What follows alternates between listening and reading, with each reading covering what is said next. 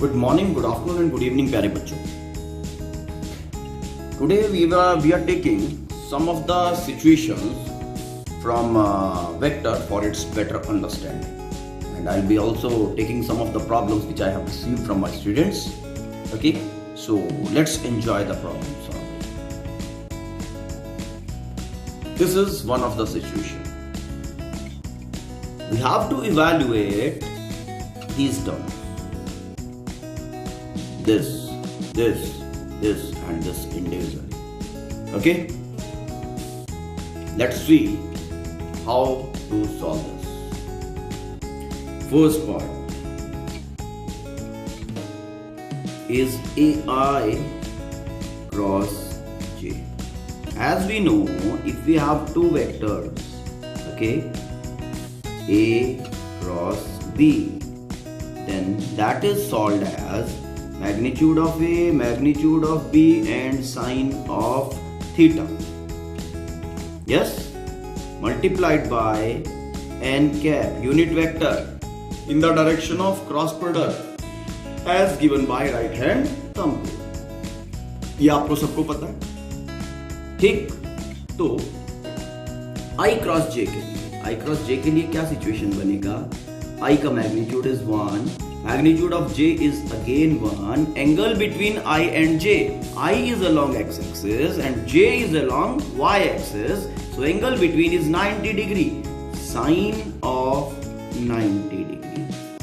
Now applying right hand thumb rule, okay, fine, right hand thumb rule apply करके you can say I cross J will be equal to K, positive K, and इस तरह से भी आप लोग देख सकते हो, बताया था आपको I J K, fine, arrow लगाओ क्लॉकवाइज लाइक दिस. तो I cross J is equal to K cap, so it will be K cap here, so I cross J is equal to K cap. The answer is the evaluation. Is it okay? Now part second, J dot K.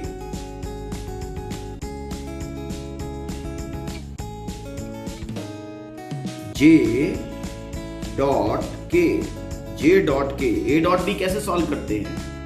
A dot B is equal to magnitude A, magnitude B and then cos of angle between A vector and B vector. यही है ना, A dot B. Same thing apply कर दो यहाँ पे. J magnitude 1, K magnitude 1, angle between J and K 90 degree, cos 90. So J dot K is equal to 0. Dot product of two perpendicular vectors is always 0. Now next part of this problem is I dot J cross K. I dot J cross K. How to go with J cross K? See, J cross K. J cross K is equal to I. So straightforward I am doing it now. J cross K arrow के direction में जा रहे हैं. Remaining is I. So it will be I over here. I. J cross K is I और ये साथ में dot I again. So how the things will be getting? I magnitude 1. I dot I ना? Second I magnitude 1. Angle between both 0 degree. Both are along x-axis. So it will be 1. So I dot J cross K is equal to 1. It's clear? Next, D part. How to solve this? देखो पहले हम इस bracket term को solve करेंगे. कर लें?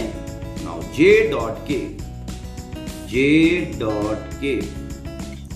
कितना बनेगा? Magnitude of J, magnitude of K, dot product है, cos of angle J and K के बीच में angle 90 degree. J dot K is equal to, it's okay. Now we have I cross यहाँ पे क्या आया, j डॉट k करके 0 है। Okay, तो I cross 0 is 0। It's clear? Now this I cross j, it's okay. तो again cross product वाला rule लिख लो, I j and then k। First we have I cross j. I cross j is equal to k.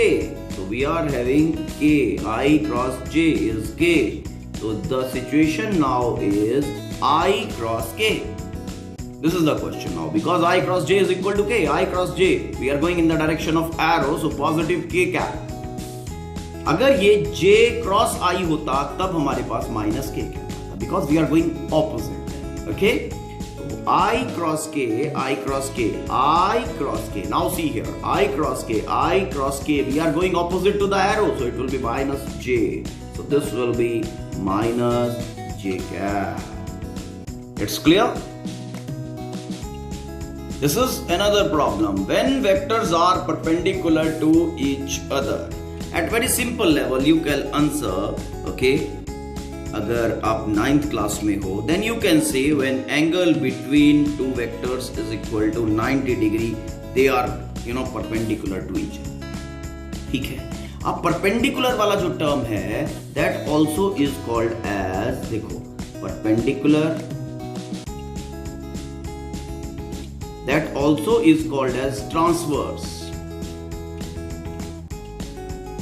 आपको ये question इस तरह से भी दिया जा सकता है, when two vectors are transverse to each other, and the same term, to define the same situation we may use orthogonal.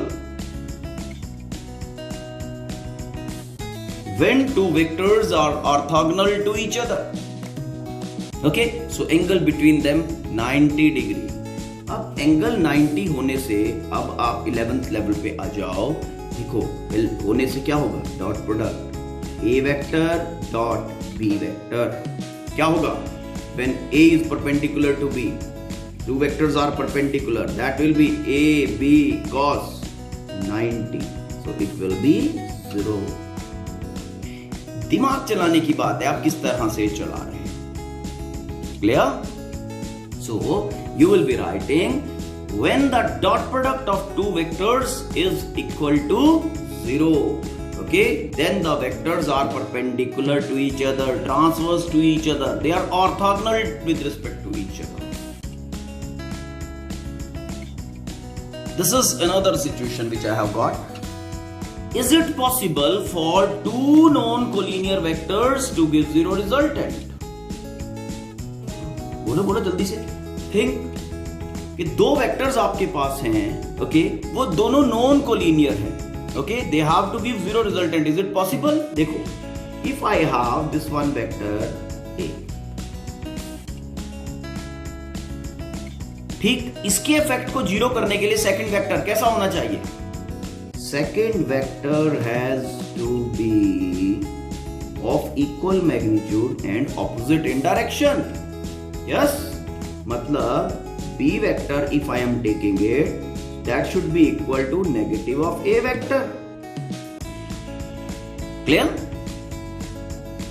तो ये तो दोनों A vector and B vector, they both are parallel to each other. A and B are collinear.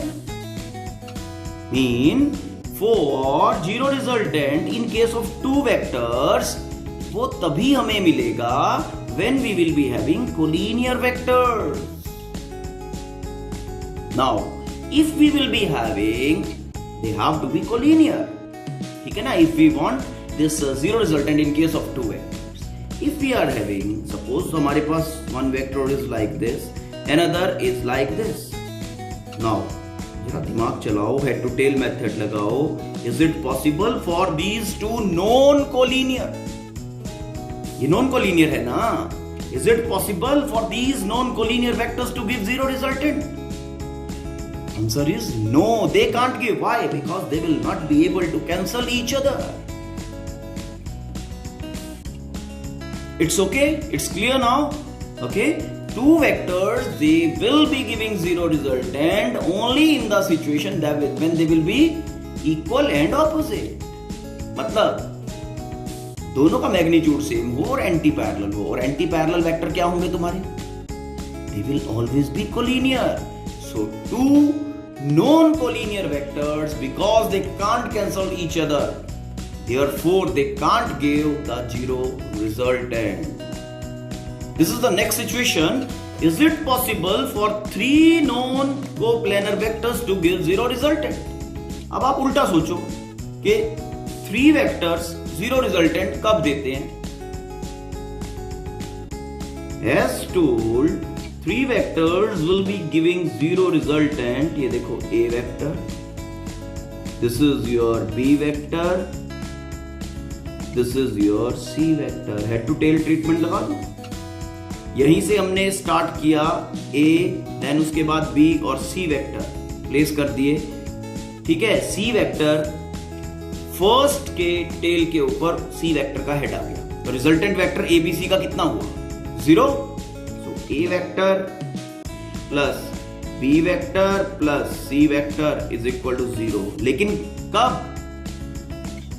When three vectors will be making a closed triangle having all sides in order.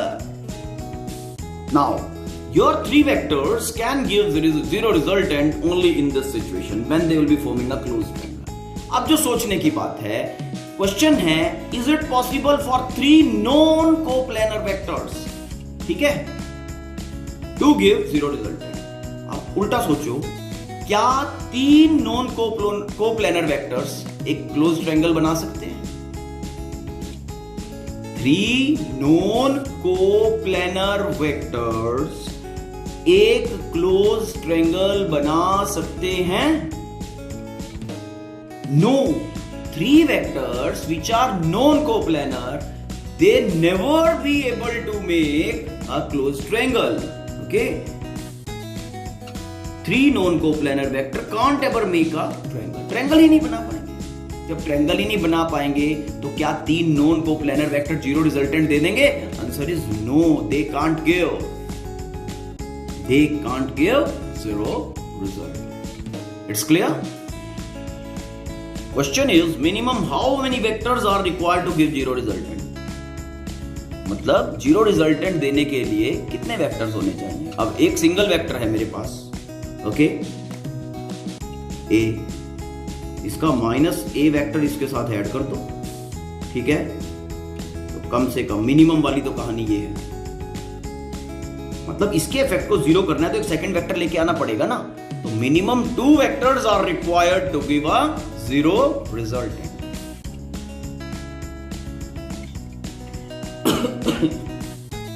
You know, here it can be asked to you also, कि minimum how many collinear vectors are required to give zero resultant?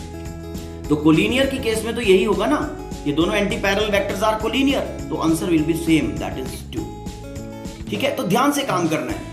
Think of the diagram when solving this type of problem. Minimum how many non-collinear vectors are required to give zero resultant? Non-collinear मतलब parallel नहीं है। कम से कम कितने चाहिए? 1, 2, 3। Close triangle बना दो, okay. तो non-collinear है all three।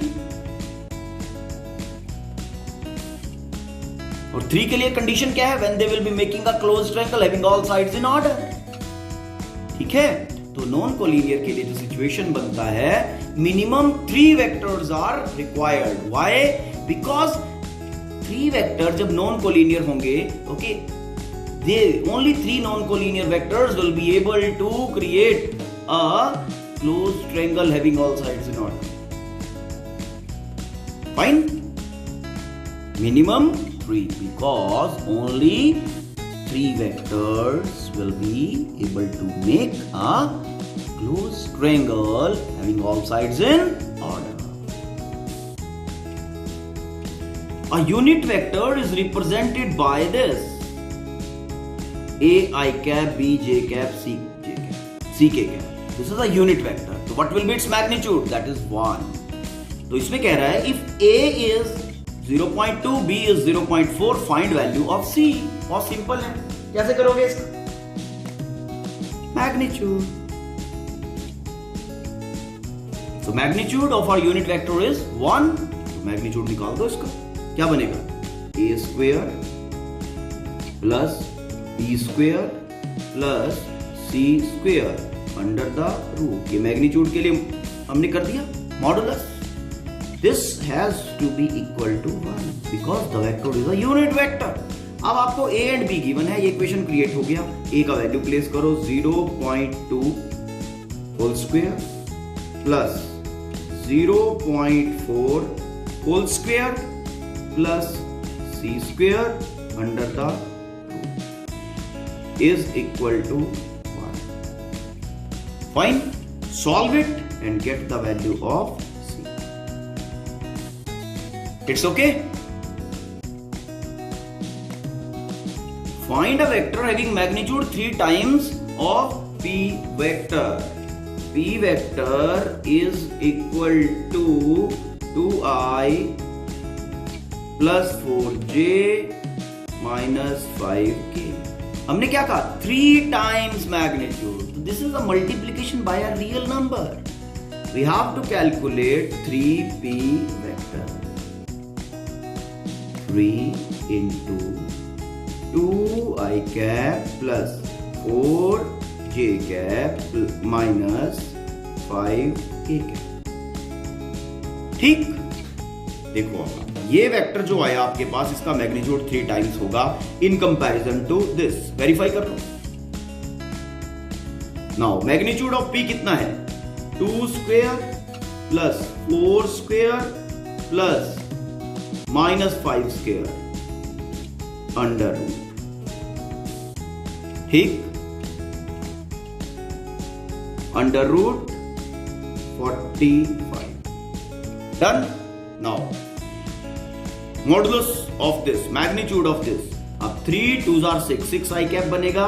6 का मैग्नीट्यूड बना 36, 6 square plus 4 3 12, 12 square 144 plus 5 3 15, 15 square 2 to 5 under the root। This comes out to be 405 under root। 405 under root can be written as 9 into 45 under root, and this is 9 का root करके बाहर ले आओ, square root करके 3 under root 45। अब जरा बताना, p vector has under root 45 magnitude और 3p vector has 3 under root 45। क्या किया? When this is asked, find a vector having 3 times magnitude। 3 times magnitude तो उसको डायरेक्ट मल्टीप्लाई करो real number. It's okay. The next situation is, are the magnitudes of a vector minus b vector and b vector minus a vector same? Let us see. Let we are given with 2 vectors. One is a vector, another one is b। ध्यान से देखना। Okay, a vector, b vector। See here, this is your a vector, this is your b vector on the head of the tail of this। Okay, now हमें क्या करना है? हमें a minus b vector find करना है। तो a minus b vector find करने के लिए मैं इस b का नेगेटिव वेक्टर फाइंड करूंगा। इक्वल लेंथ ये हो गया, this is minus b vector. Now I will be adding a vector and minus b vector. It's okay. And the result a and minus b का जो addition आएगा that will be this.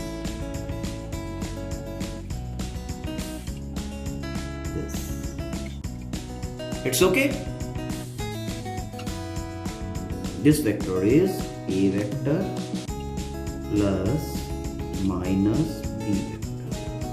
So a vector minus b vector. Now b minus a, let's check b minus a now. What is to be done? Now we have to add minus b. B minus a we have to find now. B minus a, we have to subtract a from b. ठीक, a from b. Keep b in the same way. This is your b. Fine. Now b के साथ add करना है minus a vector. ये लो, ये आपका minus a vector. Equal length बना लेना. Yes. Now completing the parallelogram to add, ये आपका माइनस a वेक्टर हो गया. To add b and a, minus a vector.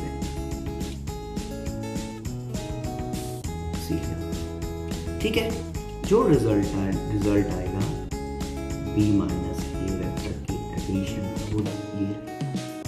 ठीक है, तो दिस वेक्टर जो है आपका ये वाला, this one is b vector plus minus a vector, mean b vector minus a vector. अब जो ध्यान देने वाली बात है इस डायग्राम में सीधा है, length of this side and this side is equal. Length of this side and this side is equal. क्योंकि भाई b का माइनस b है, मैग्नीट्यूड तो बराबर ही होंगे. तो if this length is making a parallelogram and this length making a parallelogram, diagonal starting from same point. चाहे हम इसकी बात करें चाहे हम इसकी बात करें, दोनों का मैग्नीट्यूड, दोनों का लेंथ सेम होगा या नहीं? मीन अगर मैं इसको O कहूं, OJ and OH will be having same length but will be pointing in opposite direction. OJ and OH, ठीक है, have equal lengths, तो सेम मैग्नीट्यूड हो गया. तो A minus B vector, A minus B vector and A B minus A vector, they both will be having same magnitude because they have equal length. It's okay. Find angle between P and Q vector if P plus Q, P vector plus Q vector modulus is equal to P vector minus Q vector modulus. ठीक है, वैसे तो ये situation geometry से भी आप develop कर सकते हो. I told you this particular thing. Let us see. देखो, if this is your P vector, yes, this is your Q vector. Okay, complete the parallelogram. Diagonal starting from same point क्या देता है? Sum of vectors बताया था. OJ क्या दे रहा है आपको? OJ आपको देगा P vector plus Q vector. ठीक है, जो आपका ये वाला वेक्टर होगा, दिस वन,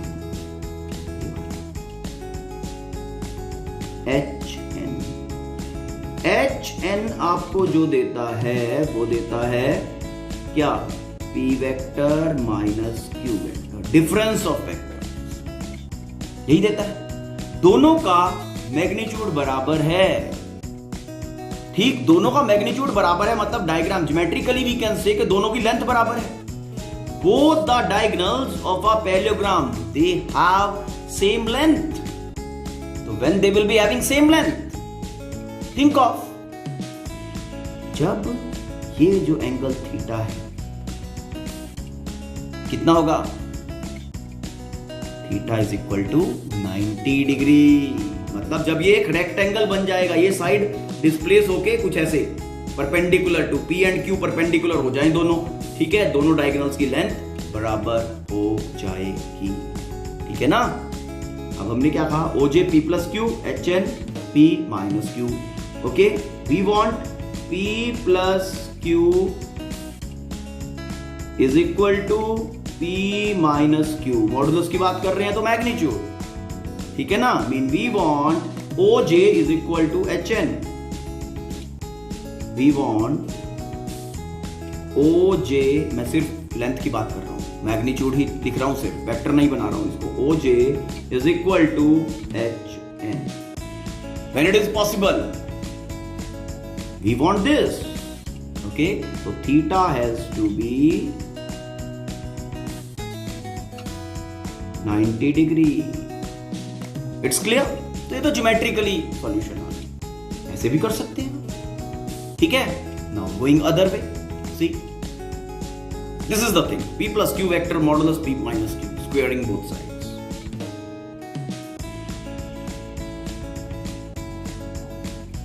ठीक है, दोनों साइड्स का स्क्वायर कर दिया।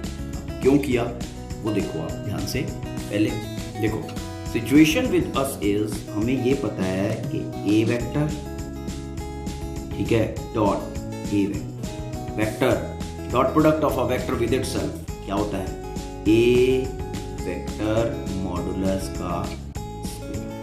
पता है ना ये। मैंने क्या किया, यहां पे मुझे मॉडुलस दे रखा है p plus q वेक्टर का, मैंने स्क्वायरिंग बोथ साइड्स कर, ठीक है। अब ये स्क्वायर, मॉडुलस का स्क्वायर कब मिलता है, जब एक वेक्टर का उसी के साथ डॉट प्रोडक्ट कर दिया जाए। Mean something like this, p vector plus q vector dot p vector plus q vector, ये आपको मॉडुलस का स्क्वायर देगा। p vector minus q vector dot p vector minus q vector. It's okay. अब इसको solve करते हैं। इसको जब सॉल्व करेंगे तो कितने टर्म्स जनरेट हो रहे हैं वो देखो। सबसे पहला टर्म होगा p dot p, p dot p। दूसरा टर्म होगा plus p dot q। Third term होगा q dot p। Fourth term होगा q डॉट q। ये 4 टर्म्स जनरेट हो गए। Now going other side, p dot p minus p dot q, q dot p negative sign के साथ, then plus q dot q minus minus plus q dot q। It's okay. Now see what all terms are cancelling. P dot P, P dot P, Q dot Q, Q dot Q. Now I have P dot Q plus Q dot P as P dot Q is equal to Q dot P. तो मैं यहाँ पे apply कर रहा हूँ, ये दोनों terms बराबर हो गई, तो ये बेसिकली बनाएगा 2PQ. It's okay, is equal to ये p dot q, q dot p, ये भी बराबर हो गए, minus 2p dot q। It's clear. Now इसको इधर लाओ, this is 4p dot q is equal to 0। It's clear. इसको इधर ले आते, इधर 0 रह गया ना, 4pq। Angle between PQ is let theta cos theta is equal to 0। अब ये पूरा टर्म मल्टीप्लिकेशन के बाद 0 दे रहा है। क्या सिचुएशन होगी, या तो इस 4 की वैल्यू 0 हो जाए। क्या 4 0 हो सकता है? आंसर इज नो, 4 तो 4 है। या फिर ये p का मैग्नीट्यूड 0 हो, ऑलरेडी गिवन है कि नल वेक्टर नहीं है, ठीक स्टेटमेंट में, तो p नॉट इक्वल टू 0। क्या q 0 है क्या? Because this is not a null vector, तो q is also not 0। तो 0 कौन होगा? cos theta। Therefore cos theta has to be 0, mean theta has to be 90 degrees। It's clear? आराम से इसको पॉज करके चेक कर। Another is this situation. Find angle between p vector and q vector if p cross q modulus, only magnitude, direction की बात नहीं है यहाँ पे, is equal to p dot q, और p dot q तो होता ही मैग्नीट्यूड है, ठीक। Let's solve this thing is given. चलो अब इनकी वैल्यूज लिख लें। p क्रॉस q का magnitude only will be p q sin of theta, let theta is the angle between p and q vector, is equal to p dot q। p dot q क्या होता है? p q cos of theta। अब तो शायद तुम्हें solution भी नजर आ गया होगा। P Q this is sine theta, sine of theta over cos of theta is equal to 1, mean the tan of theta is equal to 1, tan theta is equal to 1 कहां पे होता है?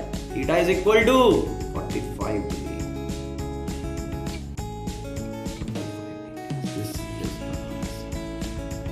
It's clear बेटा, सिर्फ practice की बात है. If you will be understanding the things conceptually, then definitely you'll be able to answer.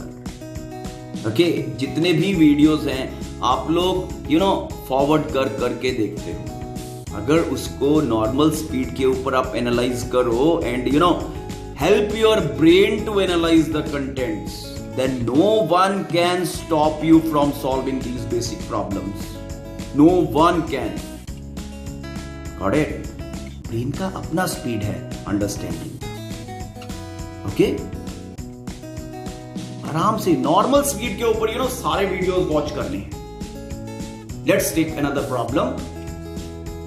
This is the situation. Find angle between A vector and B vector. A vector and B vector they are given. दिमाग चलाओ कैसे होगा यार. Dot product से हो जाएगा, बड़ा simple है. Let us see. देखो डॉट प्रोडक्ट से कैसे होगा. As we know A dot B is equal to magnitude of A magnitude of B cos of theta. दिखा है ना स्टेटमेंट, ये लो. cos of theta is equal to A dot B vector. पहले A dot B निकालना है, A vector dot B vector, and then magnitude of A of B. कर दो यहीं पे सॉल्व. देखो ध्यान से, A डॉट B क्या होगा कार्टेशियन फॉर्मेशन में? x1 x2 y1 y2 z1 z2. x1 कितना है? 1. x2 कितना है? 2 plus y1 1 into -1 plus -2 into 3. It's okay. Divide by magnitude of A कितना होगा? 1 square plus 1 square plus -2 whole square under the root. This is magnitude of A vector. Now magnitude of B vector will be 2 square plus -1 square plus 3 square. It's okay. समझ में आया? Solve करके you will be having cos theta is equal to, इसको solve करके आएगा कुछ, ठीक है ना. और ये अंडर रूट सॉल्व करके calculation now. Okay, you can get. It's okay. cos theta angle का वैल्यू आ गया. तो बेटा सिंपल, बहुत simple. Again and again I am saying कि this is very much simple. Just you need to go through the content with all the burdens removed from your brain. Throw your all worries away. घर के बाहर छोड़ देना सब कुछ आराम से. Thinking that thing कि physics is very much easy. Just go ahead. Just go ahead. Just go through the content. You will be happy. In physics in your brain. Very easy. If a person like me can study, so you all are 4G, 5G generation. ठीक है ना. And when we were studying तो 2G भी नहीं था. Fine. This is the question. A vector given component of A along y-axis. अरे भाई vector को लिखना बताया ना आपको. A वेक्टर कैसे बनाइए? रेक्टेंगुलर कंपोनेंट तो हैं ये तीनों. A x vector, A y vector plus A z vector, ये तीनों A के कंपोनेंट हैं along x axis, along y axis, along z axis. तीनों कंपोनेंट्स को क्लब कर दें, ऐड कर दें तो A वेक्टर बन रहा है. तो ax, ay, az are the components in their respective direction. किसके? A के. तो component of A along y axis मतलब ये बना. ठीक है. तो component of A along y-axis is equal to 4j. ये तो बहुत सिंपल है. Fine. Go through problems. We will be taking some more problems, okay, which will be helping you to understand the things conceptually, okay. But take it easy. Feel relaxed when solving physics problem. Okay. Thank you. Have a nice day.